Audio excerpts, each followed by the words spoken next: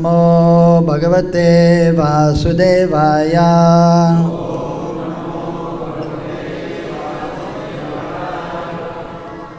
ओम नमो भगवते वासुदेवाय।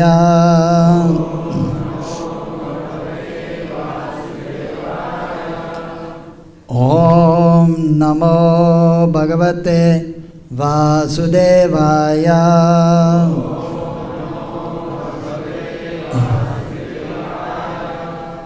नारायणं नमस्कृत्य नरं चैव नरोत्तमं देवीं सरस्वतीं व्यासं ततो जयमुदीरयेत्।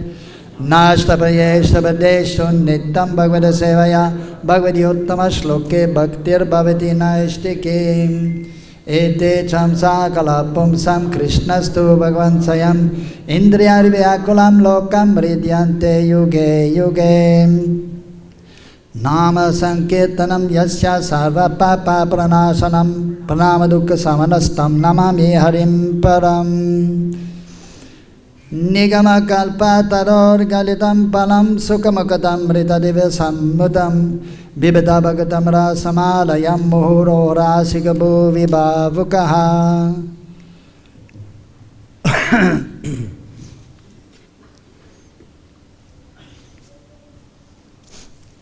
आज हम श्रीमद् भागवतम षष्ठ कांत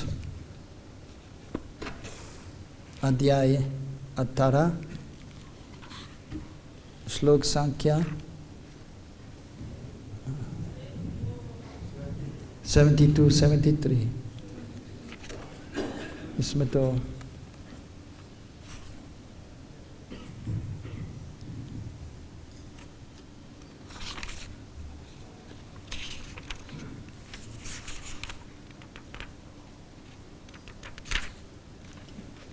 अच्छा कौन अच्छा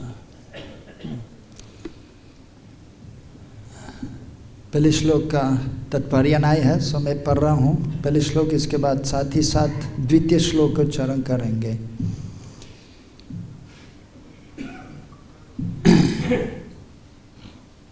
क्रीतो में सप्तधा गर्भा आसन सप्त कुमारका तेपि चैके कशो वृक्ष्णा सप्तधानपिमृरे। अनुवाद। सर्वप्रथम मैंने गर्भस्थ शिशु को 7 कंधों में कत डाला, जिससे 7 शिशु बन गए। तब फिर मैंने प्रत्येक शिशु के भी 7 कंध कर दिए, किंतु परमेश्वर के अनुग्रह से इनमें से कोई भी मरा नहीं।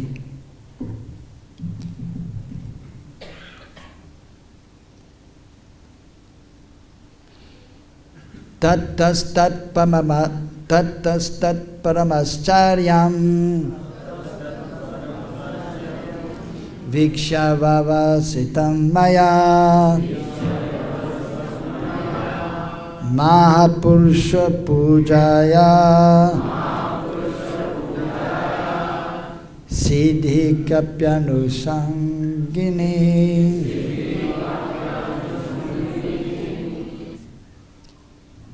तथा तब तत् वो परम आश्चर्यम महान आश्चर्य भिक्षा देखकर व्यवसितम यह निश्चय किया गया माया मेरे द्वारा महापुरुष भगवान विष्णु की पूजा का सिद्धि फल कापी कुछ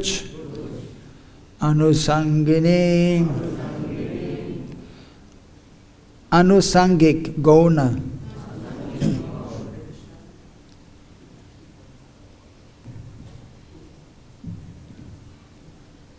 अनुवाद और तात्पर्य। शिला ऐसी भक्तिवेदांत स्वामी श्री प्रभुपाद के द्वारा श्रील प्रभुपाद के अनुवाद। हे माता, जब मैंने देखा कि उन 400 पुत्र जीवित हैं तो निश्चित ही मुझे आश्चर्य हुआ। मुझे विश्वास हो गया कि यह आपके द्वारा विष्णु उपासना के लिए की गई नियमित भक्तिपूर्ण सेवा का ही अनुषंगिक फल है। तात्पर्य, भगवान विष्णु की सेवा में संलग्न व्यक्ति के लिए कुछ भी आश्चर्यजनक नहीं है। यह वास्तविकता है।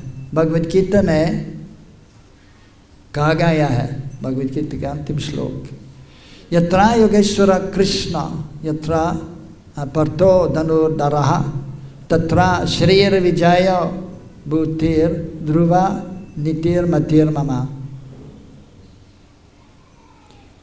जहाँ योगेश्वर भगवान श्री कृष्ण है और जहाँ धनुषधारी अर्जुन है, वहीं शाश्वत राजलक्ष्मी, समस्त ऐश्वर्य, विजय, विलक्षण शक्ति तथा नीति है। इससे मेरा मत है। योगेश्वर पूर्ण पुरुषोत्तम भगवान है जो अपनी इच्छा अनुसार जो भी चाहे कर सकता है। यह प्राप्ति परमेश्वर की सर्वशक्तिमत्ता है। ईश्वर को प्रसन्न कर लेने वाले के लिए कोई भी उपलब्धि आश्चर्यजनक नहीं। उसके लिए सब कुछ संभव है। ओम ज्ञान तिमिरन्धस्य ज्ञानञ्जनशलाकया चक्षुरुन्मीलितं येन तस्मै श्रीगुरवे नमः। श्रीचैतन्यमनोभीष्टं स्थापितं येन भूतले स्वयं रूपकदामयं ददाति सापदान्तिकं। वन्देऽहं श्रीगुरु श्रीयुतपदकमलं श्रीगुरुन् वैष्णवंश्च श्रीरूपं सागरजातं सहगना रघुनाथान्वितं तं सजीवं साद्वैतं सावधूतं परिजनसहितं कृष्णचैतन्यदेवं श्रीराधा कृष्णपादान् सहगना ललिता श्रीविशगन्वितंश्च। हे कृष्णा करुणा सिन्धो दीनबन्धो जगत्पते गोपेश गौरिकान्ता राधा कान्ता नमस्तुते। तप्त कंचन गौरंगी राधे वृंदावनेश्वरी वृषभानुसुते देवी प्रणमामि हरिप्रिये। वंशकल्पतरुभ्यश्च कृपा सिन्धुभ्येव च पतितानां पावनेभ्यो वैष्णवेभ्यो नमो नमः। श्री कृष्ण चैतन्य प्रभु नित्यानंद श्री अद्वैता गदाधर शिवजरी गौरभक्तवृंद। हरे कृष्ण कृष्ण कृष्ण हरे हरे, हरे राम राम राम हरे हरे। हरे नाम एव केवलं कौलाउ नास्त्येव नास्त्येरेव गतिरन्यथा।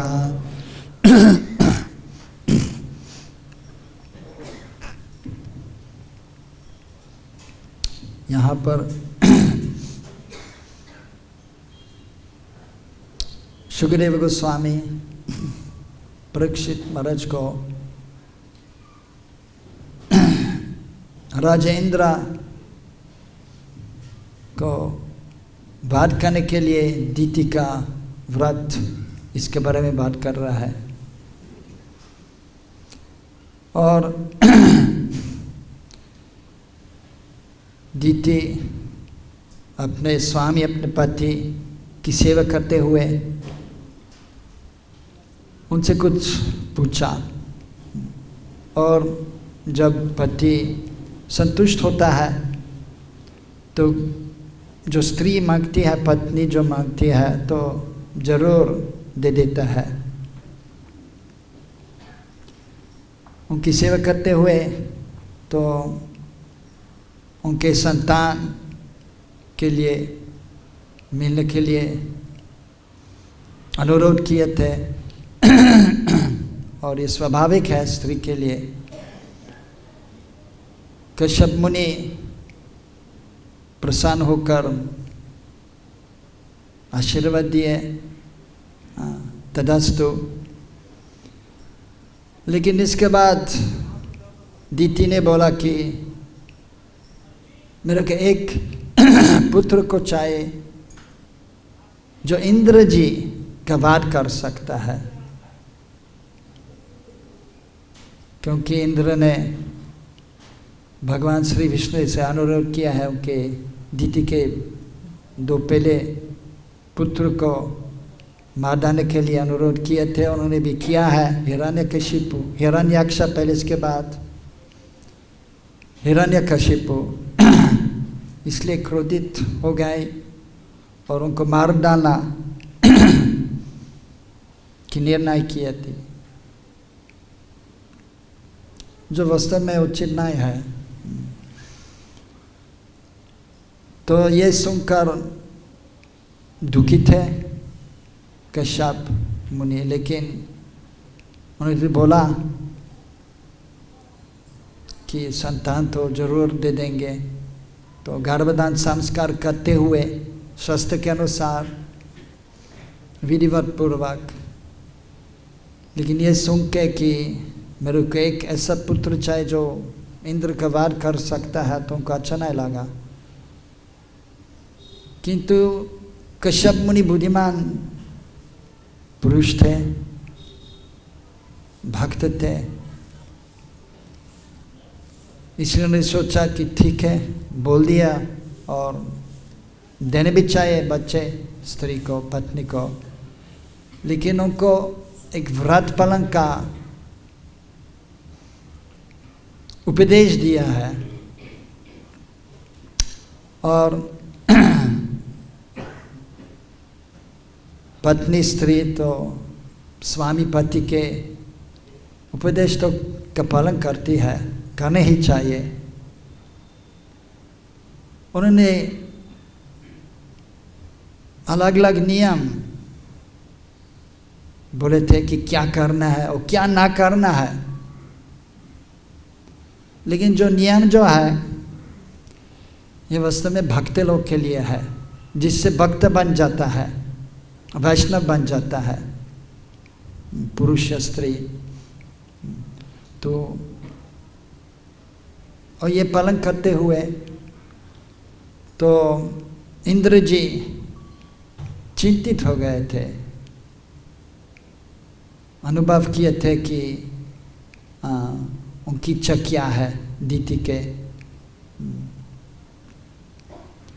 तो इसलिए उन्होंने सोचा ठीक है, मुझे इसके बारे में कुछ कहना तो पड़ेगा। शास्त्र के अनुसार में हमको देखना है कि हम इस भौतिक जगत में अच्छा तरह रह सकता है, स्वास्थ्य ठीक होना चाहिए, इसके बाद भी प्रयास करना, जिससे इस कलयुग में 100 वर्ष तक रह सकता है, तो शास्त्र के अनुसार प्रयास करना जिससे हम 100 वर्ष तक रह सकता है, जो आजकल भी थोड़ा सा मुश्किल है क्योंकि वातावरण शुद्ध नहीं है। और ये भी पदार्थ जो भी होता है, शुद्ध घी मिलना अभी तो ब्रज में ठीक है, गौशाला से मिलता है, और लेकिन हमको भी मालूम है, सबको मालूम है कि कभी कभी मिलावट हो जाते हैं जब दूध देता है। ठाकुर जी के लिए भी दूध हम खरीदता है, गौशाला से कुछ मिलता है, लेकिन खरीदता है, अभी जो मिलता है अच्छा दूध है लेकिन दूसरे गौशाला भी है, और कभी कभी देखता भी है, अनुभव कर सकता है कि इसमें दूध में पानी भी देता है। ऐसा करते हुए ज़्यादा दूध मिलता है तो थोड़ा सा निकालते हैं, दूसरे को बेचता है पैसे कमाने के लिए, और दूसरी जगह पे दूसरी चीज़ इसमें डालता है। और मधु भी, शुद्ध मधु मिलना कठिन है, शुद्ध घी कलयुग में मतलब बहुत होता है लेकिन फिर भी यथासंभव हमको प्रयास करना, शुद्ध वातावरण में रहना, और ब्रज में तो संभव है और मंदिर में रहता है अत्युत्तम है। और शुद्ध पदार्थ ठाकुर जी को लगाना है और भोग जब बनता है इसके बाद प्रसाद के रूप में ग्रहण कर सकता है। तो 100 वर्ष तक रहने की प्रयास करना है अच्छी तरह से भजन करते हुए, सेवा करते हुए, प्रचार करते हुए। तो पिछले युग में 10,000 तक, द्वापर युग इससे पहले 10,000 तक वर्ष तक रह सकता है। तो इंद्रदेव भी, तो उन्होंने सोचा मुझे तो जीना है अभी, अंत के समय तो अभी तक नहीं आ गया है उनके विचार से, और वैसे तो था। इसलिए आत्मा रक्षा के लिए शरीर के, तो उन्होंने सोचा मुझे कुछ करना है। ऐसे करते हुए क्योंकि अन्यथा, क्योंकि जो उनकी इच्छा थी एक पुत्र मिलने के, जो इंद्र मार डाल सकता है, अगर अच्छी तरह से कर पाती है ये व्रत तो ये फल होगा, लेकिन अगर कोई दोष है इसमें तो विपरीत फल होगा, तो भक्त बन जाएंगे ये पुत्र। तो विचार करते हुए उन्होंने सोचा मैं क्या करूं, क्या करूं। अंत में सोचा कि ठीक है मैं वहाँ पर जाऊँगा उनके आश्रम में और उनकी सेवा करूँगा दीति के, और अगर व्रत पालन में कोई दोष होगा तो मैं इसका फ़ायदा उठा के ये जो घर में है शिशु को मार डाल दूँगा। तो सेवा करते हुए अच्छा तरह से आश्रम में उनको फूल पूजा के लिए, क्योंकि है ना व्रत जब होता है तो नियम का पालन है, जैसे कार्तिक व्रत, चतुर्मास व्रत। चतुर्मास व्रत कम से कम प्रभुपाद ने बोला है ये कम से कम है। पहले मास शाक नहीं लेते हैं, द्वितीय मास में दही नहीं लेते हैं, तीसरे मास में दूध नहीं लेते, चौथे मास में उड़द दाल नहीं लेते हैं। लेकिन भक्ति सिद्धांतों के गुरु महाराज प्रभुपाद के, भक्ति सिद्धांत प्रभुपाद सनातन गोस्वामी के अनुसार, हरिभक्त विलास के अनुसार अलग दूसरे नियम भी दिया गया है क्या नहीं लेना है। जिससे मधु नहीं लेना है 4 मास के लिए, टमाटर नहीं लेना है, बैगन नहीं लेना है इत्यादि। लेकिन क्योंकि प्रभुपाद पश्चात देश में प्रचार किया है शुरुआत में, तो उनके लिए जिनको कुछ नहीं मालूम था वैदिक संस्कृति के बारे में, वैष्णव संस्कृति के बारे में, और इंद्रिय तृप्ति में लीन थे, इसलिए ज़्यादा नियम नहीं दिया था। लेकिन नियम है, और गौड़ीय वैष्णव और दूसरे वैष्णव के संप्रदाय में व्रत का पालन करता है अच्छा तरह से। लेकिन ये सबसे महत्वपूर्ण नहीं है व्रत का पालन, ये करना ही है। जैसे 4 नियम है सबसे पहले, इसके बाद व्रत कम से कम ये 4, और इसके बाद तो दूसरे भी कर सकता है। और कार्तिक व्रत में दमोदर व्रत, उसका दूसरा नाम भी है ऊर्जा व्रत। ऊर्जा मतलब भगवान की शक्ति है। शक्ति कौन है? श्रीमती रानी, इसलिए उनका नाम है ऊर्जेश्वरी। मूल शक्ति है, मूल रूप कृष्ण है, स्वयं भगवान से कृष्ण है, आदि पुरुष है। और मूल शक्ति है श्रीमती रानी ऊर्जेश्वरी। तो ऊर्जा व्रत का पालन करता है। प्रभुपाद ने उल्लेख किया है भक्ति रसामृत सिंधु में। तो कम से कम तो उर्दान नहीं लेना है, और जो करना है ये दमोदर अष्टकम उच्चारण करना है, और दीपदान होता है, ये कम से कम है कार्तिक व्रत में। अगर और भी कर सकते हैं अत्युत्तम है। कोई भक्त लोग सिर्फ एक बार अन्न प्रसाद लेता है, कोई भक्त लोग जो है मिठाई नहीं लेता है, दूसरे भक्त लोग सिर्फ फलाहार लेता है 1 मास के लिए। तो अलग अलग व्रत हो सकता है, कर सकता है। लेकिन ये भक्ति के मुख्य अंग नहीं है, गौण अंग है। पालन करना अच्छा रहता है, हाँ, क्योंकि तपस्या तो करना ही चाहिए, बिना तपस्या आगे नहीं जा सकता है। ये भौतिक शक्ति तो छोड़ना है, तो इसके लिए तो अलग अलग व्रत पालन अच्छा है। जैसे एकादशी व्रत भी उसी समय से एकादशी प्रसाद लेता है, हाँ। और वास्तव में अत्युत्तम है निर्जल। अगर नहीं ये नहीं कर सकता है तो जल भी ले सकता है, अगर ये भी मुश्किल है तो फलाहार कर सकता है एक बार, अगर ये भी मुश्किल है तो दूसरी चीज़ भी ले सकता है। लेकिन ज़्यादा प्रसाद नहीं लेना है, 1 या 2 बार। जैसे भक्ति सिद्धांत प्रभुपाद से 1 बार प्रसाद लेते थे। प्रभुपाद वृद्धावस्था में पहुंच गए थे और प्रचार करते थे विदेश में, तो वे अल्प प्रसाद लेता है सुबह और दोपहर के समय। लेकिन दूसरे वैष्णव दोपहर के समय लेता है या शाम के समय लेता है प्रसाद। लेकिन सबसे महत्वपूर्ण है ये भक्ति के मुख्य अंग। इनमें से भी उल्लेख किया है भक्ति रसमृति सिंधु 5 मुख्य अंग है। तो एक तो है धामवास, दूसरे है साधुसंग जो बहुत महत्वपूर्ण है। बिना साधुसंग तो आगे जाना संभव नहीं है। शुद्ध वैष्णव के संग लेना है, लेकिन दूसरे भक्त के संग भी लेना है। अकेले भजन करना रहना संभव नहीं है, रह सकता है लेकिन आगे जाना मुश्किल है। तो साधुसंग बहुत महत्वपूर्ण है। तत्पश्चात भागवत श्रवण, प्रतिदिन श्रीमद् भागवतम के श्रवण करना है, ये भगवत गीता।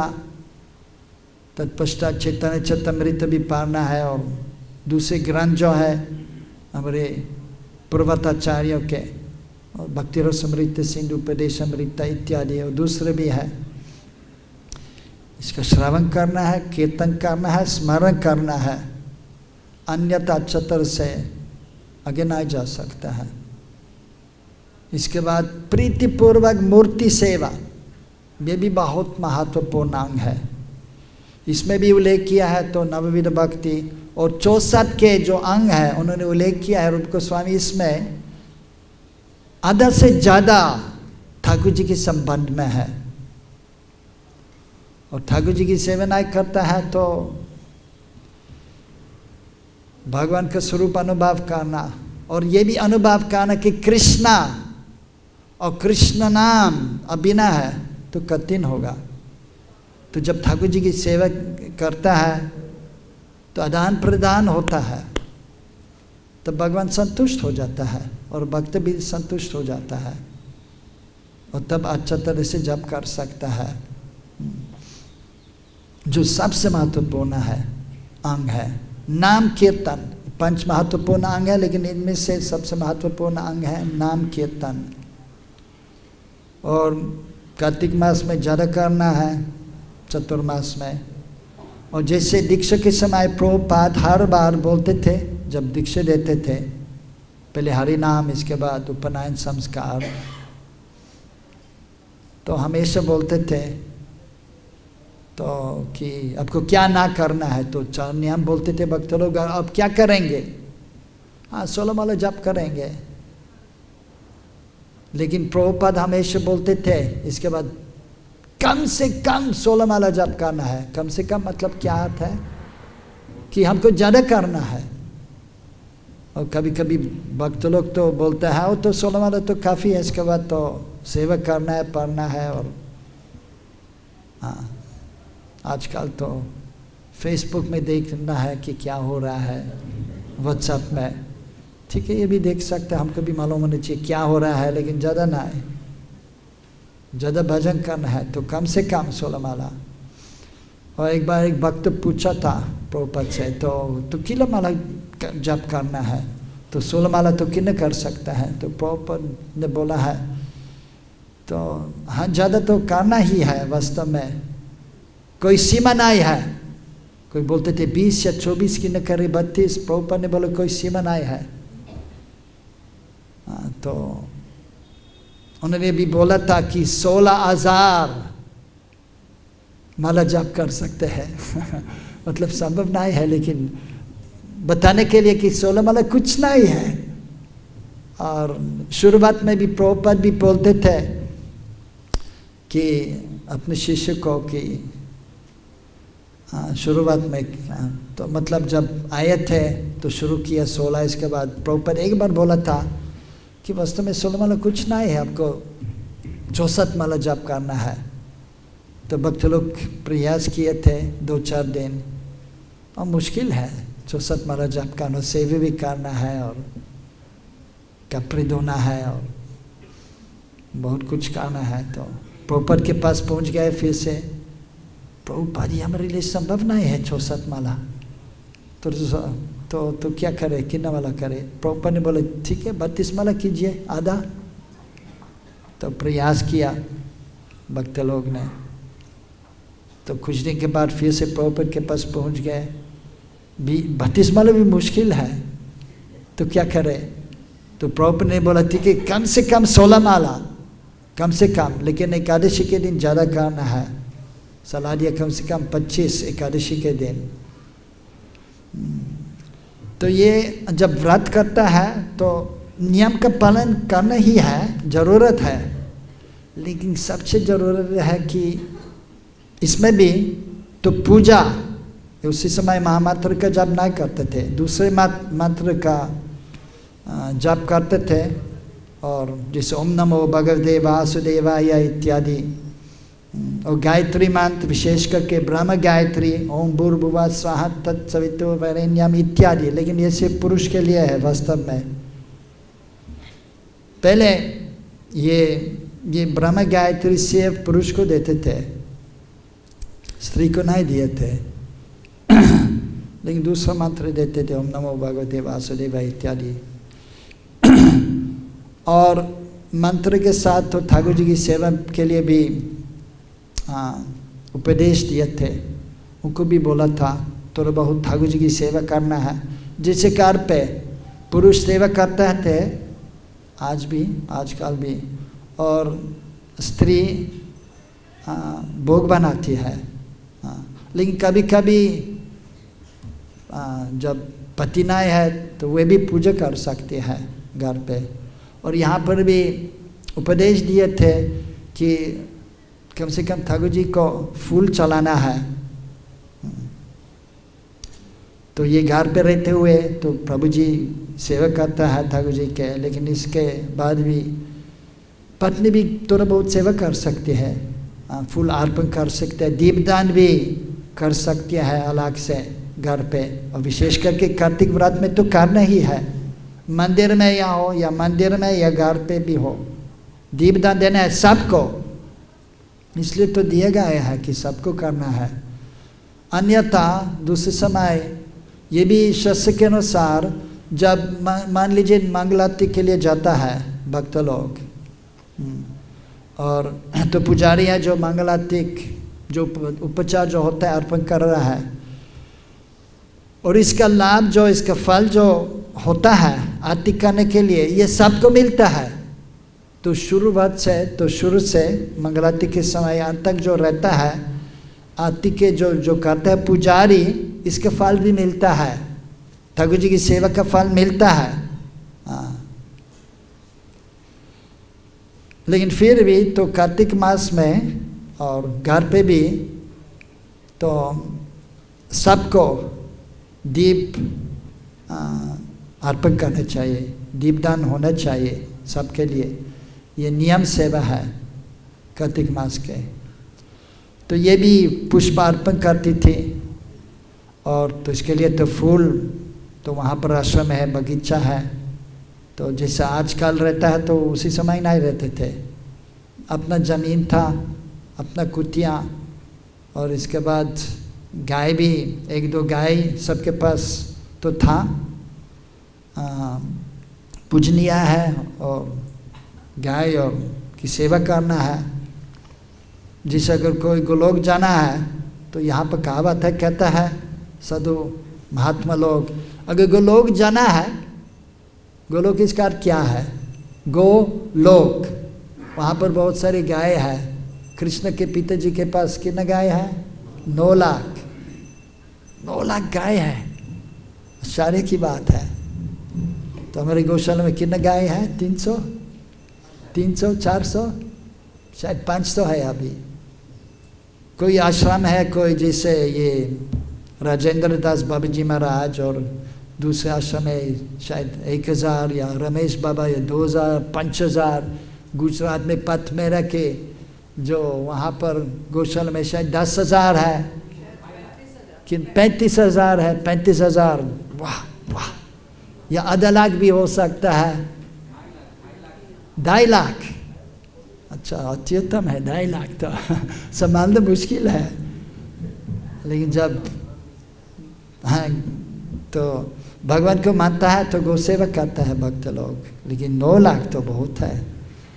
तो अगर गोलोक जाना है तो गौ सेवा करना है, क्योंकि कृष्ण तो भगवान है। लेकिन क्या कर रहा है? तो हर प्रतिदिन, तो सुबह के अभी है ना, तो 9 बजने वाला है अभी। कृष्णा तो पा लिया है सुबह का नाश्ता, बहुत कुछ बनाती है। और रसोई में नंदा भवन में यशोदा माँ और यशोदा माँ देखभाल, पूरा घर का देखभाल तो करती है और आदेश देते ये करना वो करना है। तो रोहिणी माँ को बताती है कि आप तो रसोई में जाना है, कुछ बनाना है कृष्णा नंद बाबा के लिए, कृष्ण बलराम और दूसरे जो आ जाता है। और श्रीमती रारानी को भी बुलाया है। तो श्रीमती रारानी आते हैं, उनकी सहेलियाँ उनके साथ है, बहुत कुछ बनाती है कृष्ण के लिए। इसके बाद देखते हैं कि कृष्ण कैसे ग्रहण करता है। और तो ब्रज के बहुत सारे लीला हैं, बहुत सुंदर लीला है, अनंत लीला है कृष्ण के। और कार्तिक मास में ज़्यादा से ज़्यादा कृष्ण के बारे में चिंतन करना है। तो यशोदा दामोदर की दीपदान होता है, लेकिन साथ ही साथ तो जो हमारे गौड़ीय वैष्णव संप्रदाय में तो राधा दामोदर की सेवा करता है, क्योंकि हमारे इष्ट देव है गौड़ीय वैष्णव संप्रदाय कृष्ण ही है। लेकिन जब गोपियाँ के साथ है और या गोपियों के साथ है, आराध्य भगवान ब्रजेश तन्यस्त धाम वृंदावनम राम या काचित उपासना व्रजवदवार्गनीय कल्पिता। तो ये चैतन्य महाप्रभु के मत है। आराध्य भगवान कृष्ण है और जिससे पूजनीय है कृष्ण, वैसे उनकी धाम वृंदावन धाम। और सर्वश्रेष्ठ उपासना किसके है? व्रजवधुएं, ये गोपियाँ कृष्ण की सबसे प्रिया है, कृष्ण प्रिया है। तो राधा दामोदर की स्मरण करता है भक्त लोग, और यशोदा दामोदर भी। लेकिन अगर जैसे हमारे पूर्वताचार्यों ये गोपी भाव में है, ज़्यादा से ज़्यादा, सब नहीं लेकिन ज़्यादा से ज़्यादा, जैसे 6 गोस्वामियों, ये गोपियाँ मंजारियाँ हैं, श्रीमती रारानी की सेवा करती है। तो इसलिए इसमें प्रवेश करने के लिए कृष्णा स्मरम जन्म चष्टम निजा पृष्ठाम समाहितम कथा रचष्ट सत्य कुरियर वजन व्रजा सदा। कृष्णरों के जो नित्य सिद्ध परिकर का स्मरण करना है। और रूप गोस्वामी जो रूप मंजारी के अनुगत्य में चलते हुए उनके भाव लेकर शरण भजन करना है। इसे करते हुए उत्तम अवस्था पर पहुंच सकता है। तो ठाकुर जी की सेवा करना है। तो इंद्र जी ने तो आश्रम में गए और फूल के चयन किए थे और दीति को दिए थे। और तो चिंतित थे। तो 1 साल के लिए व्रत करने के लिए बोला था कश्यप ने। तो 2, 3, 4 मास के बाद तो चिंतित थे क्या हो रहा है, कोई दोष नहीं है व्रत में। लेकिन इसके थोड़ी देर के बाद शाम के समय प्रसाद पाने के बाद हाथ और मुंह नहीं धोया और इसके बाद लेट गए और सो गए। और ये देख के ये तो दोष है इसमें, प्रसाद पाने के बाद हाथ और मुंह धोना है, नियम है। और इसके बाद संध्या के समय नहीं लेटना है। तो 2 दोष तो हुआ वहाँ पर। सबसे पहले हाथ और मुंह नहीं धोना, इसके बाद संध्या के समय सो गए। तो ये देख के इसमें प्रवेश किया घर में। और जो एक पुत्र था तो गर्भवती जब थी तो उसको विभाजित किया 7 भाग में। और इसके बाद फिर से 7 भाग फिर से विभाजित किए 7 बार, तो 49 भाग हो गया। और उन्होंने सोचे ठीक है तो मार जाएंगे, लेकिन आश्चर्य की बात ये जीवित रहे। तो ये श्लोक तात्पर्य इसके संबंध में है कि भगवान जो इस आध्यात्मिक जगत में भी तो भगवान श्री कृष्ण तो उनके अद्भुत लीलाएं है, अचिंत्य लीला है, अद्भुत लीलाएं है। और समझना तो भौतिक बुद्धि से संभव नहीं है। आध्यात्मिक जगत में तो कृष्ण की अनंत लीला है। गोलोक वृंदावन में जो सर्वोत्तम जगह है, और वहाँ पर तो उनकी अष्टकालिया लीला है। और जैसे 6 ऋतुएँ हैं, जैसे अभी शिशिर, अभी हेमंत ऋतु में है, तत्पश्चात शिशिर ऋतु में प्रवेश कर रहा है। लेकिन वहाँ पर ये 6 ऋतुएँ जो है निरंतर विराजमान है। तो कृष्ण शिशिर ऋतु में जा सकता है और उसी दिन में भी ग्रीष्म ऋतु में प्रवेश कर सकता है। और वहाँ पर ज़्यादा ठंड नहीं है, ज़्यादा गर्मी भी नहीं है। अगर थोड़ा सा ज़्यादा ठंड जब लगता कृष्ण को तो सूर्यदेव तो है वहाँ पर, सेवा कर रहे, सेवा भाव में है, क्योंकि प्रकाश से तो ठीक हो जाता है कृष्णा। और जब ज़्यादा गर्मी है तो बदला जाता है और थोड़ा सा पानी गिराता है और हिमपात भी होता है वहाँ पर। यहाँ पर नहीं देखता है, कभी कभी ओले आ जाता है लेकिन हिमपात नहीं है लेकिन वहाँ पर होता है, लेकिन ज़्यादा ठंड नहीं है। तो ये आश्चर्य की बात है और ये भौतिक भावना से, भौतिक बुद्धि से नहीं समझ सकता है। भजन करते करते भगवान की अचिंत्य शक्ति, असीमित शक्तियाँ समझ सकता है थोड़ा बहुत। और भौतिक जगत में भी जब यहाँ पर उनका आविर्भाव होता है, उनके ब्रज में भी तो अंत तक, तो शुरुआत से अंत तक उनके अद्भुत लीला है। शिशु के रूप में आया है, लेकिन सर्वशक्तिशाली तो है भगवान श्री कृष्ण, सारा ऐश्वर्य भगवान है। तो शिशु के रूप में अलग अलग जो असुर लोग जो आए थे मार डाला लेकिन वास्तव में तो लीला में लीन है कृष्णा। और है ना जो असुर ज़्यादा आता है तो वास्तव में ब्रज के अंदर नहीं प्रवेश कर सकते, ब्रज के ऊपर रहता है। और कृष्णा ये मार डालता है ये असुर लोग, ये वसुदेव उनके विस्तार रूप के माध्यम से या विष्णु के माध्यम से उनको मार डालता है। लीला में लीन है, उनको सब कुछ मालूम है, लेकिन क्योंकि शिशु के रूप में है कभी कभी भूल जाता है कि मैं भगवान हूँ। सर्वज्ञ है लेकिन मुग्ध भी है एक साथ उनकी योग माया के प्रभाव से, अंतरंग शक्ति से। और जब छोटे बच्चे थे तो ये विशाल पर्वत छोटी सी उंगली से उठाया है ना, 2 हाथ है। और क्योंकि हम ज़्यादा से ज़्यादा दाएं हाथ से कुछ कर रहा है लेकिन इसमें ज़्यादा शक्ति इस हाथ में है, इस बाहु में है, इसमें कम है। लेकिन फिर भी बाएं हाथ से और उंगलियों से मैं सबसे छोटा, इससे उठाई विशाल पर्वत 7 दिन के लिए। आश्चर्य की बात है। तो भगवान के लिए कुछ असंभव नहीं है। जो भी करना चाहता है कर सकता है आराम से। इसलिए यहाँ पर तो इस श्लोक में भी उल्लेख किया है कि भगवान के लिए सब कुछ तो संभव है, इसलिए कोई आश्चर्य की बात नहीं है। एक पुत्र था, विभाज जी किया है, और इसके बाद उन्होंने सोचा इंद्र ये तो मार जाएंगे, मर गया, लेकिन जीवित हो गए भगवान की इच्छा से, भगवान की कृपा से।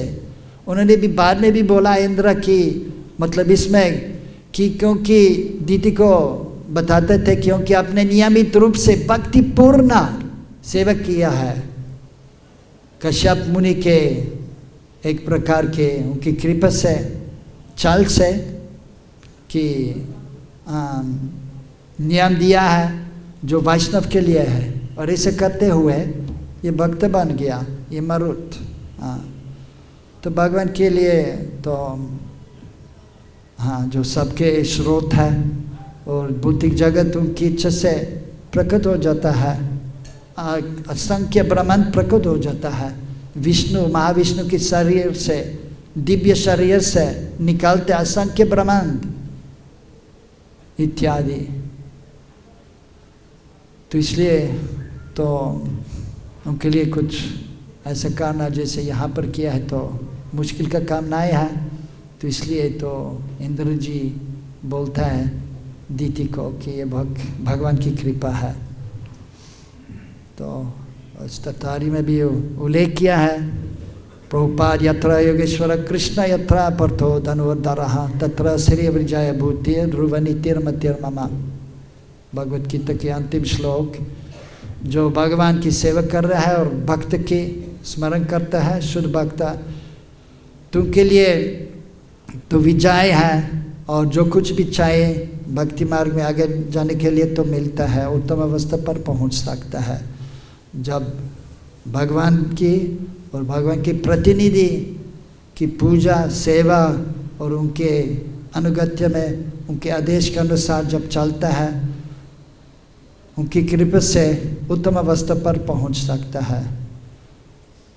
लेकिन अच्छी तरह से प्रयास करना है, चेष्टा करना है, तब भगवान की कृपा मिल सकता है। ये तो इस दामोदर मास के ये शिक्षा भी मिलता है। जैसे दामोदर लीला में तो प्रयास किए यशोदा माँ कृष्ण को मानने के लिए,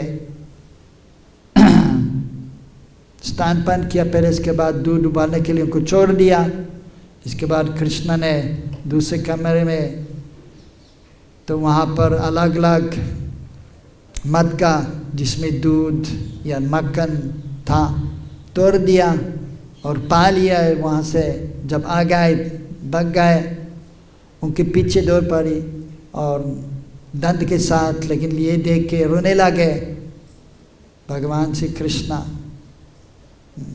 आश्चर्य की बात, रोता है और वास्तव में तो भयभीत होकर कुछ क्षण के लिए, लेकिन बाद में उनको बांधने की प्रयास किया तो रस्सी 2 उंगलियां छोटा था, और फिर से दूसरे रस्सी लेकर फिर से प्रयास किया तो 2 उंगलियां क्या किया है, एक भगवान की कृपा है कि कृपा, और दूसरे भक्त की प्रयास। जब हम प्रयास कर रहे हैं अच्छा तरह से, जब भगवान की कृपा मिल सकता है, जिससे हम अगर और प्रयास करें अच्छा तरह से और आगे जा सकते हैं और कृपा मिल सकता है।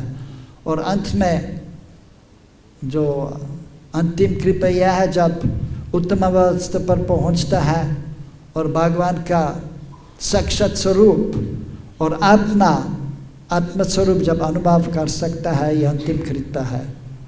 जब स्वरूप सिद्धि पर पहुंचता है और इसके बाद तो भगवान के धाम प्रवेश कर सकता है, जो हमारे परम गति है।